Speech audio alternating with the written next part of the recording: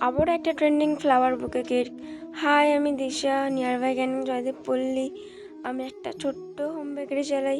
তোমরা যদি ক্যানিং বা ক্যানিংয়ের আশেপাশে থাকো, তাহলে তোমাদের সাধ্যের মধ্যে তোমাদের পছন্দ মতো যদি কেক নিতে চাও, তাহলে অবশ্যই স্ক্রিনে দেওয়া নাম্বারে যোগাযোগ করতে পারো। আর আমার কাজ যদি তোমাদের ভালো লেগে থাকে, তাহলে আমার ফেসবুক পেজটা অবশ্যই ফলো করে দিও। আর যদি ইউটিউব থেকে দেখে থাকো, তাহলে চ্যানেলটি আমার অবশ্যই সাবস্ক্রাইব করে দিও। যে আমাকে কেকটা অর্ডার করে দিল, সে ছিল আমার একদম নতুন কাস্টমার। দিদিটা আমার আগের একটা কাজ দেখে দিদিটা আমাকে করতে বলেছিল। দিদিটা আমাকে বারবার করে বলেছিল কেকটা যেন অনেক সুন্দর হয়, খেতেও যেন অনেক ভালো হয়। দিদিকে আমি বলেছিলাম হয়তো ডিজাইনটা একটু উনিশ হতে পারে, কিন্তু টেস্টে আমার কোনো কম্প্রোমাইজ হবে না। দিদিরা আমাকে অনেক ট্রাস্ট করে কেকটার অর্ডারটা দিয়েছিল। দিদিরা সেই বাসন্তী থেকে শুধু এই কেকটা নিতে এসেছিলো। আর কেকটা আমি একটু ভিন্টেজ স্টাইলের মধ্যে করেছিলাম।